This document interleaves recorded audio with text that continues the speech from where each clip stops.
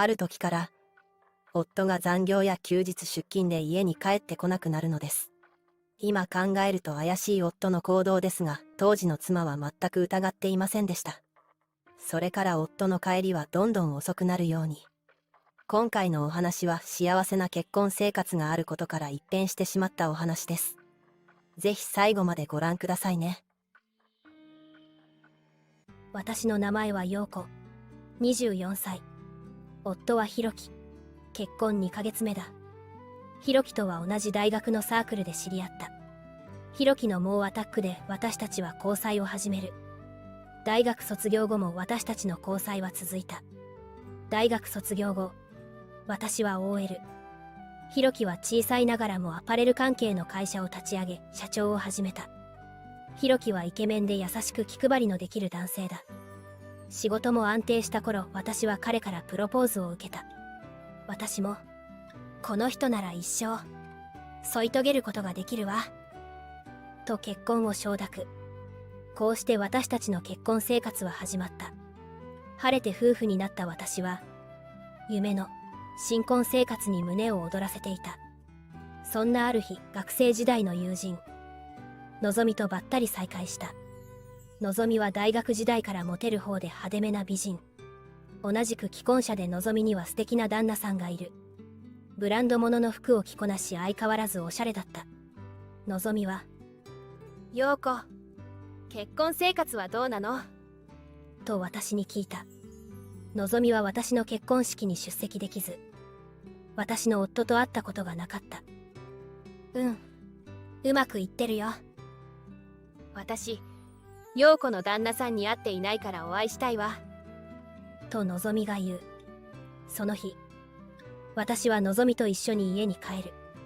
家で私とのぞみは大学時代の思い出話などたわいもないおしゃべりで盛り上がってる頃、夫が帰宅してきた。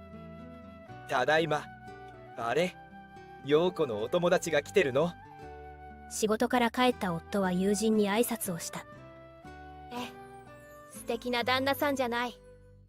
のぞみの声が変わる。そんなことないですよ。うちの妻と仲良くしていただいてありがとうございます。それから3人で楽しくおしゃべりをする。のぞみは私の夫がイケメンだったのに驚いたようだ。のぞみのテンションはマックスで明らかに夫に一目惚れしたような様子だった。外面のいい夫ものぞみに合わせるよう話は盛り上がっている。私だけの獣のような感じだ。のぞみは、いい旦那さんね。イケメンだし。しかも社長さんって陽子は玉のこしね。小さな会社だし大したことないよ。その場、のぞみと夫が仲良く話していたが、まさかその後、あんなことになるなんて。そうして陽子さんが心配するように夫の行動に変化が見られるようになります。そしてこの後、とんでもないことが陽子さんの身に起こるのでした。私はその日、社内でのトラブルで残業となってしまう。仕事が終わり帰ったのは20時頃だった。いつもなら19時には帰宅している夫はおらず、私一人で夕食を食べる。今日はひろきさん遅いわね。結局、その日夫が帰ってきたのは21時。帰ってきた夫は聞いてもないのに、接待があったんだよ。連絡もせずすまない。という。夫は、しばらく繁盛期に入りそうで家に帰るのが遅くなるということ。当時私は、何の違和感も感じず夫の説明に納得していた。私は全然、大丈夫よ。でも、あまりにあなたの帰りが遅いと心配だから、連絡だけはちょうだいね。と伝えた。今考えると怪しい夫の行動だが、当時の私は全く疑っていなかったの。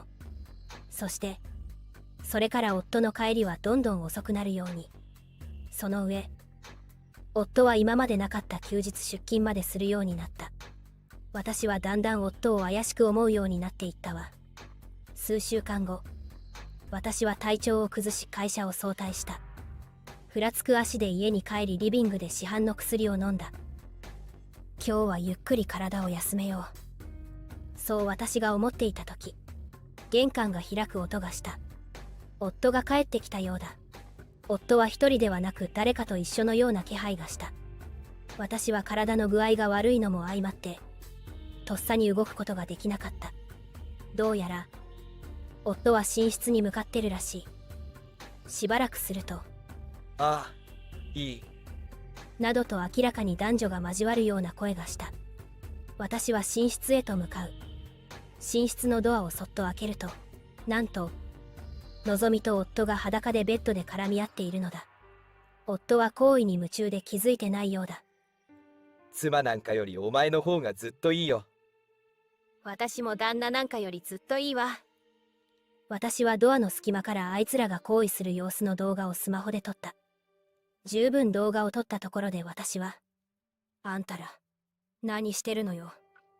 と行為に励む二人を怒鳴りつける。すると、二人は行為をやめこっちを向いた。ああ、バレちゃったか。と夫は悪びれもせず薄笑いしてそう言った。そんな夫の態度を見て余計私の頭はカッとする。どういうことなの？あんたら浮気してたの？そうだけど、でも何か悪いのか。悪いのはお前だぞ。と夫は嘘吹いた。実は、夫は猿のような性欲。結婚前は夫はその性欲を隠していたのだ。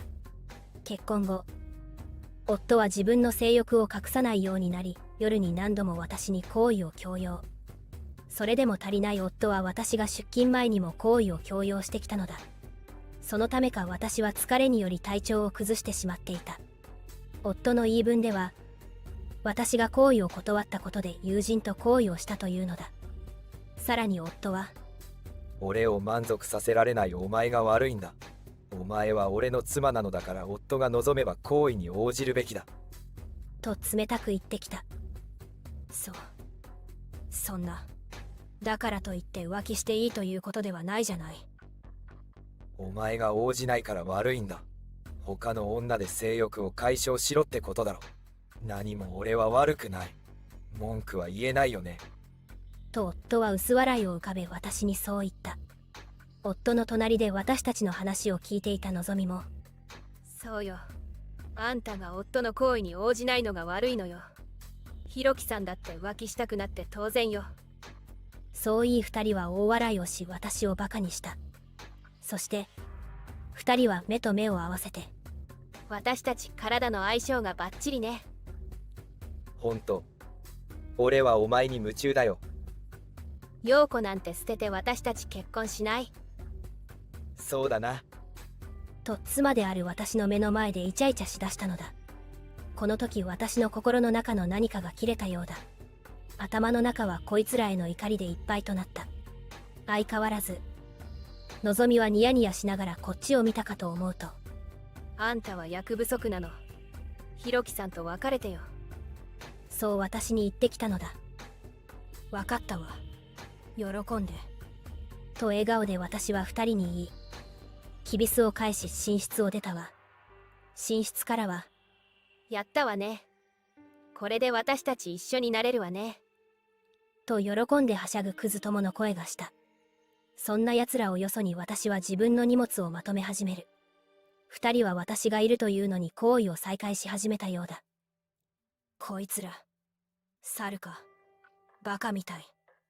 私は荷物をまとめ車に積む。その間も二人は寝室でイチャイチャしているようだ。ギシギシという音とともに夫とのぞみのあられもない声がした。最高よ。お前を愛してる。私もあなたを愛してるわ。と興奮した声を上げていたわ。そんな二人を私は家に放置しある場所へと向かったのだった。性欲の強い夫は陽子さんだけでは飽き足りず、なんと友人のぞみとも行為していたのでした。そのことを知った陽子さんは家を飛び出します。一体陽子さんはどこへ向かうのでしょう。その後私が向かった先はもちろんのぞみの家。のぞみの旦那さんに会うためだ。のぞみとは昔からの友人。もちろん住所は知っているし、のぞみの旦那さんとも面識があった。私がのぞみの家に着くとのぞみの夫は在宅だったわ。私がのぞみのことで話が、そう言い私は先ほど撮った浮気の証拠動画をのぞみの夫に向ける。やっぱり。のぞみの夫は妻の浮気に気づいていたよう。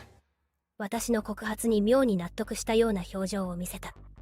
のぞみの夫曰く、少し前から妻が浮気していたことに気づいていたようだ。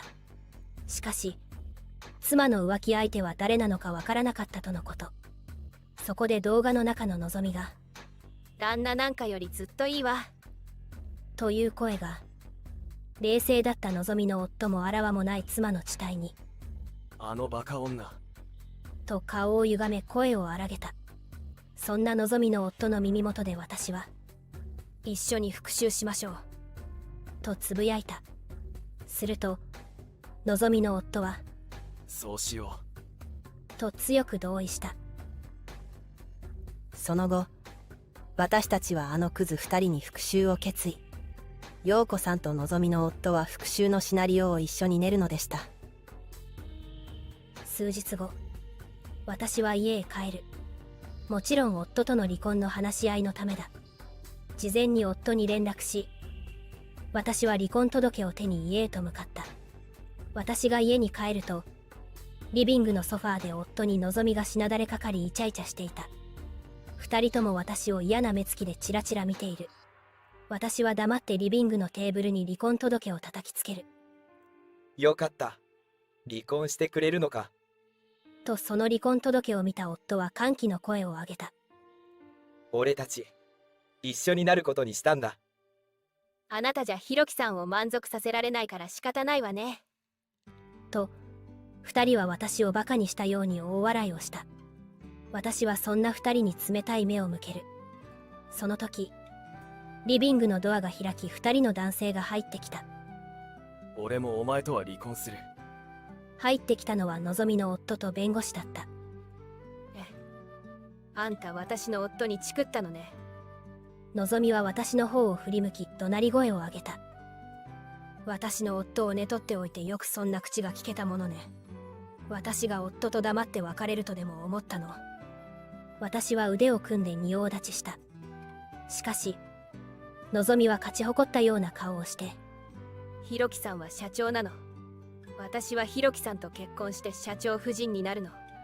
だから、もう、あんたは用済みよ。離婚されても私は何ともないわ。とのぞみの夫に言い返したわ。そこで、のぞみの夫はひろきに名刺を渡した。あなたは。とひろきの顔色が真っ青になる。私はそこで夫に種明かしをしてやる。知らなかったわけね。のぞみの旦那さんはアパレル業界で有名なデザイナーよ。と私は言い放った。のぞみは、そんなの嘘よ。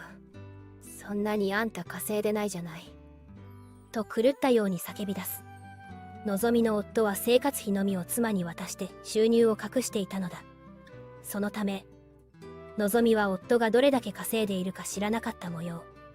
のぞみも夫がデザイナーをしていたことは知っていても売れないデザイナーと思っていたようだ。そんな、あなたが有名なデザイナーだったなんて。そう言ってのぞみは膝を崩した。のぞみは昔から金遣いが荒かった。のぞみの夫は妻に家計を任せておいては金を全て使われてしまうと考え必要な分しか渡していなかったんだそうだ。お前ら覚悟しとけよ。そうのぞみの夫は吐き捨てるように言った。その後、のぞみと夫は、私が悪かったわ。許して。お願い。私たちやり直しましょう。ちょっと待ってください。とのぞみの夫にすがりつき懇願した。どうぞ、お二人はお幸せに。私はそう笑顔で言ってやった。私とのぞみの夫は家を後にする。その後残された弁護士とあのクズともが今後の話し合いをするだろう。その後、弁護士を通じ私は夫とのぞみに慰謝料を請求。そして私たちの離婚が成立した。のぞみも自分の夫から容赦なく慰謝料を取られたという。のぞみはのぞみの夫に泣きつき詫びたようだが、許されることはなかった。ひろきものぞみも支払いができず借金して慰謝料を支払ったらしい。その後、二人は再婚。しかし、ひろきの会社はアパレル業界。アパレル業界は狭い世界だ。有名デザイナーののぞみの夫を敵に回したことで、ひろきの会社に仕事の注文が入らないようになる。結果、ひろきの会社の業績は悪化。そのうち会社は倒産した。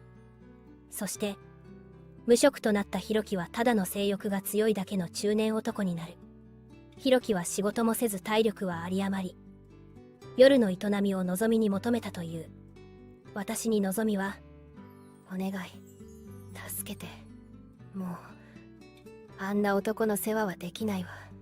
あなたが引き取ってよ。と電話が来たが私は無視した。その後もしつこくのぞみから電話があったため、着信拒否したわ。今は、働く気のないひろきをのぞみ一人の稼ぎで食わしているという。それに加え、私たちへの慰謝料のための借金の返済で二人は苦しい生活をしているようだ。私はというと、実はあの後のぞみの夫さんと交際している。のぞみの夫さんは年収もよく優しい男性よ。いずれは、私たちは結婚して新しい生活を二人で始めるつもりよ。いかがでしたでしょうか。チャンネル登録していただくことで制作の励みになります。また次の動画でお会いしましょう。